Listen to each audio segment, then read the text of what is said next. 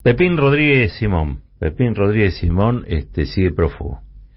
Sigue prófugo en el Uruguay. Goza allí de la cobertura que le da a esta internacional neoliberal el presidente Lacalle Pou, en este caso a través de evidentemente sus influencias en el Poder Judicial, ha conseguido que Pepín pueda estar ahí sin mayores sobresaltos.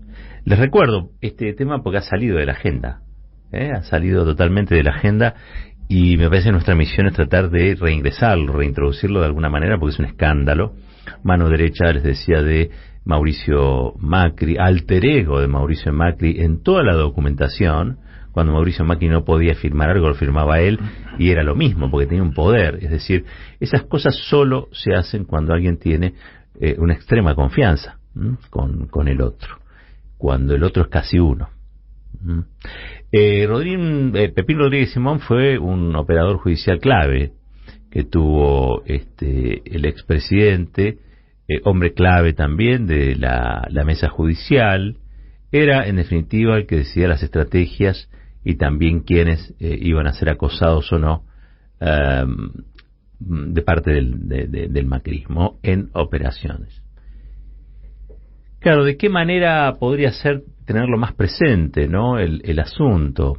Si tuviésemos una estructura mediática, un mapa de medios más desconcentrado, menos monopolizado, también más robusto, bueno, podríamos tener gente desplegada en Uruguay siguiéndolo, preguntándole todos los días: Pepín Rodríguez Simón, ¿por qué no se pone a derecho y vuelve a la justicia? Usted tiene una orden de captura, ¿no? Pero desgraciadamente eso no pasa, eso no ocurre. Y tampoco pasa, o no termina de pasar nunca, que estos personajes vuelvan a tener algún tipo de influencia en el futuro. Mucho va a depender, obviamente, de lo atento que esté la sociedad frente a esas circunstancias. Dirán, no, ¿cómo va a poder? Después de una orden de captura, miren, Patricia Bullrich es la presidenta del PRO. Después del 13% de los jubilados, y uno suponía que Patricia Bullrich no iba a retornar nunca, sin embargo retornó López Murphy. Cavallo es tratado como si fuera un analista económico en los medios de comunicación, en la mayoría de los medios de comunicación. Así que en la Argentina puede volver cualquiera. Sí, creo que los únicos que no han podido volver son los autores de crímenes de lesa humanidad. Creo. Pero el resto vuelve cuando se le antoja, como se le antoja, porque, bueno, quizá porque tengamos una memoria frágil, quizá porque nuestras instituciones toleran también que aquellos que las destruyen puedan convivir con el resto de las personas sin que nadie se los reproche. Endeudar o desendeudar sea exactamente lo mismo. Uno dirá, bueno, no, pero eso se juzga desde la política, la gente, sí, pero la memoria a veces es frágil, la necesidad también hace que uno tenga que olvidar. Lo que no pueden olvidar son las instituciones. No, digo, la ley no puede olvidar.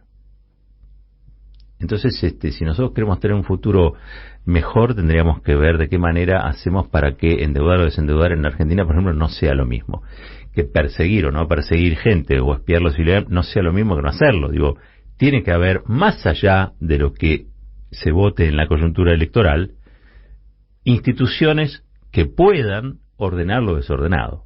¿Sí? Yo sé que estoy pidiendo quizá demasiado, ¿no? Porque quizá el dato más importante del desorden es el de los precios. Bueno, a ver los precios, y si bien hay algunas cosas que a veces entran en alguna de los precios cuidados, etcétera, en líneas generales estamos viendo que la inflación, que tendría que haber bajado, no bajó, y eso produce desorden, ¿no? Están desordenados los precios y por lo tanto se desordena la vida. ¿Hay alguna manera de volver a ordenar todo esto? Y uno aspira que sí. Sabe también que no es automático, sabe también que la realidad no se soluciona con un chasquido de dedos, pero sabe también que eso genera mucho mal humor, mucho malestar. Lo escuché el otro día a Roberto Navarro. Él decía, es muy difícil que con inflación de 50, 60%, decía que este año quizás sea el 60%, es muy difícil que vos seas electoralmente competitivo. Y un proceso de transformación para revertir el daño que hizo Macri quizá necesita de 8 años, no es que en 4 años las cosas se resuelven. Pero ¿cómo haces para garantizarte 8 años si todos los días los que votan con los precios, los que votan con la cartelización, los que votan con el oligopolio, los que votan con el monopolio, te hacen la vida imposible? La gente se enoja, pero no se enoja con Clarín, se enoja con el gobierno. Creo que una de las grandes debilidades del gobierno ha sido esa, ¿no? La de quizá no identificar con mayor enjundia, vamos a decir así, a los responsables de los males. Con el tema de deuda pasa. Para mí no tendría que pasar un día, una hora, un minuto en el que no haya alguien, algún funcionario recordando que estamos como estamos porque durante 4 años Macri se dedicó a destruir aquello que habíamos construido con mucho trabajo, que era un país desendeudado, un país más equilibrado, un poco más inclusivo, un país donde no se estaba discutiendo cuánta gente teníamos que sacrificar para vivir, sino que trataba de que todos y todas tuviesen alguna oportunidad. Pero desgraciadamente no, desgraciadamente tenemos también un altísimo nivel de internas, que a mí no me asustan en particular, no me asusta que haya distintas maneras de ver las cosas. Eso sucede en todos lados, sucede en la política, pero también sucede en la sociedad de fomento, en el consorcio, en el deporte. Siempre hay distintos puntos de vista. Néstor Kirchner hablaba de las verdades relativas, ¿no? Ahora, lo que sí es cierto es que esos niveles de interna ocupan un espacio, para mí, excesivo en comparación con el espacio que ocupa la solución. Y la solución es realmente lo que debería, en un punto, ser la búsqueda común, ¿no? Entonces quizá hay declaraciones que no ayudan, hay formas que no ayudan, quizá hay decisiones que no ayudan. Mientras tanto, muchos y muchas vemos lo que ocurre como si fuera un partido de tenis, ¿no? Y uno quisiera decir, dejen de tirarse la pelotita por arriba de la red, paremos un poco esto y empecemos a reconstruir en común lo que puede llegar a ser una nueva oportunidad para el país. Ahora, para eso necesitamos tener claros quiénes son los responsables de haber llegado a donde llegamos.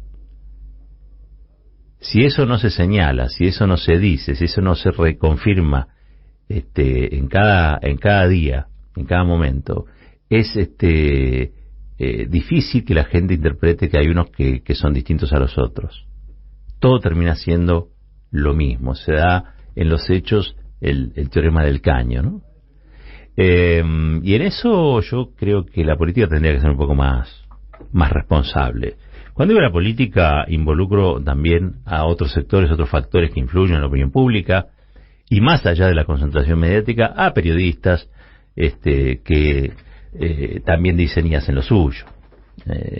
En este caso, quizá instalando o proponiendo, en la medida de sus posibilidades, en un esquema, insisto, tan concentrado, esas agendas que son agendas más de construcción que de destrucción. Para terminar, hoy estaba viendo lo sucedido con la Corte Suprema. Téngase presente, lo comentaba recién Nicolás Tosi, ante una presentación que hizo Cristina Fernández de Kirchner, la Corte Suprema hizo un ole. Todo tiene que ver con el espionaje ilegal. Claro, esta es la Corte de Lawfare.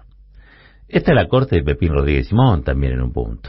Cuando uno ve los llamados salientes y entrantes del teléfono de Pepín Rodríguez Simón, son todos llamados a Rosenkrantz, son todos llamados a los integrantes de esta Corte Suprema, que ha sido repudiada en las calles esta semana por una manifestación multitudinaria. Ayer hubo una contramarcha, una contramanifestación, un puñado de gente que salió a respaldar a esta Corte. Seriamente hablando, esta es una Corte Suprema que, desde el retorno de la democracia hasta ahora, creo que es peor que la de la mayoría automática menemista. En un ratito vamos a estar haciendo una entrevista y le vamos a preguntar a la protagonista de la entrevista si ella tiene esa misma sensación. Yo creo que esta es peor. Porque la Corte Suprema de Menem iba detrás de los billetes. La Corte Suprema de Menem aprovechó una coyuntura histórica determinada que tenía que ver con la caída del muro de Berlín, el triunfo del consenso de Washington, las privatizaciones, un esquema de control inflacionario que era una especie de corset que después terminó estallando. Ustedes recuerdan, ¿no? La convertibilidad y todo eso.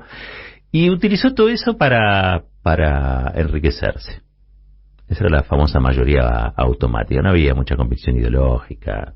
No sé si en todos, alguno quizás sí era más de derecha que otros, pero en líneas generales esa Corte Suprema iba detrás del vil metal. Esta, en cambio, es un poquito más complicada.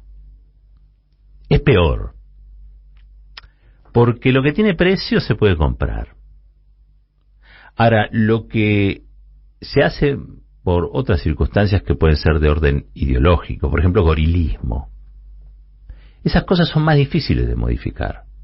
Nosotros tenemos una Corte Suprema que, por convicción política, por macrismo, sostiene lo ilegal. Y esto es como un poco más grave. No porque no sean graves las coimas, no.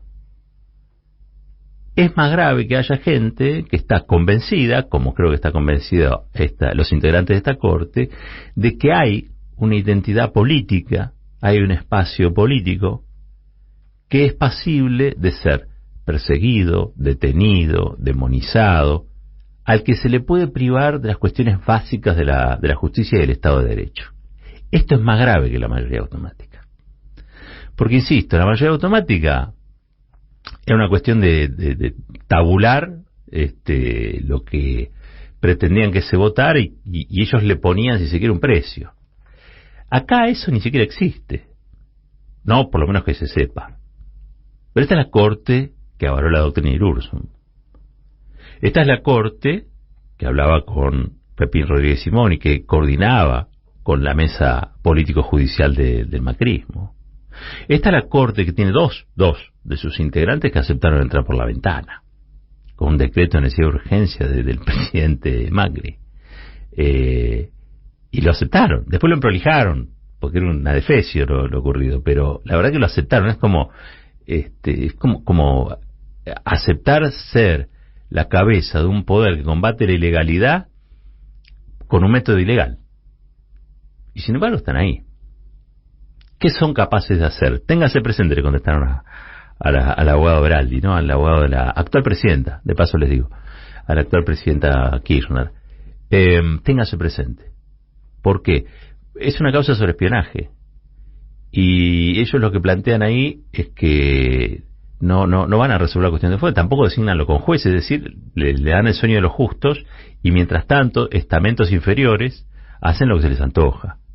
Como no resuelven las apelaciones o las presentaciones que han hecho estos abogados, bueno, la casación, todo eso van haciendo lo que se les antoja. De hecho, fíjense ustedes que todas las causas por espionaje terminaron recayendo en Comodoro Pi.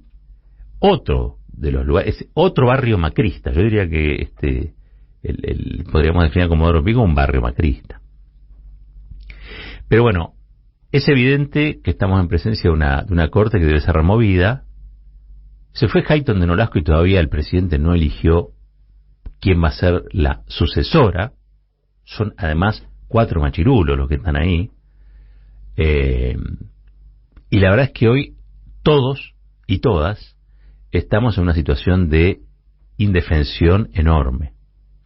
Por suerte la sociedad reaccionó. La movilización del otro día fue importante. Yo decía que fue una movilización de orden político. Decir que fue una movilización de orden político es que la gente no es que fue a protestar porque no le pagaban tal o cual cosa. No, fue a protestar porque quiere opinar, quiere saber de qué se trata y quiere opinar sobre la cosa cívica, sobre las cuestiones que hacen a las instituciones, a la República. Pero claro, no salió a ningún lado. Salió más la marcha esta escuálida de ayer, esta marcha infame de ayer defendiendo a estos impresentables, que la marcha de sindicatos, organismos de derechos humanos, de un juez como Ramos Padilla, un juez probo, un juez que es el juez, si se quiere, la artífice desde el Poder Judicial de la transición democrática en su momento, persiguiendo como correspondía, haciendo justicia con los represores. dando por inconstitucional la audiencia vida y el punto final, mucho antes de que Néstor Kirchner lograra derogarlas en el Congreso de la Nación. Así que imagínense la gente que estaba en un lado y la gente que estaba en el otro. De hecho, estaba viendo que en esta marcha en defensa de los impresentables participó un abogado, Alberto Russo, ¿sí?, que es un abogado represor, es uno de los convocantes que tuvo ayer esta marcha. Me parece a mí, para concluir, que esa es la primera de muchas, ¿no? La que realmente valía la pena, la convocada por Ramos Padilla y otros, donde también hubo sindicatos que fueron muy afectados por lo que uno ya sabe y conoce que sucedió en el VAPRO, ¿no?, y que tiene que ver con la Gestapo antisindical. Digo, me parece que fue la primera de muchas marchas. Y creo que ese es uno de los ejes por donde pasa la reconstrucción de la fuerza que dio origen a una coalición política que pudo derrotar al macrismo. No es solo economía. La economía obviamente influye. Pero también hay algo de la subjetividad política. ¿En qué tipo de democracia queremos vivir?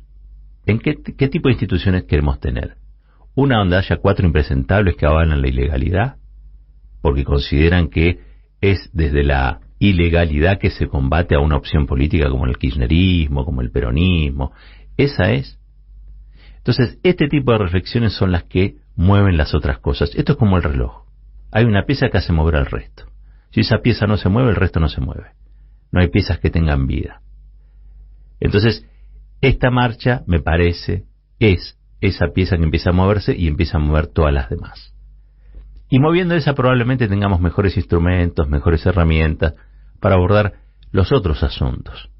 Porque es muy difícil con esta corte impresentable, por ejemplo, litigar, pleitear, si se quiere, contra las corporaciones, contra los grupos concentrados. Esta corte va a funcionar ahí como candado para que todo sea igual para siempre, ¿no? Entonces la manera de remover esa situación, la manera de cambiar y transformar esa situación es empezar por algún lugar. Y yo creo que hay que empezar por la Corte Suprema de Justicia. Así que creo que esta semana, si uno tiene que destacar, pasaron cosas, ustedes lo saben, lo de Máximo, la renuncia, pero si hay que destacar un hecho político trascendente, esta ha sido la impresionante manifestación que dio, que sorprendió a muchos por la cantidad de gente, pero sobre todo por la calidad y el voltaje de sus discursos que hubo frente a Palacio de Tribunales exigiendo la renuncia de estos impresentables.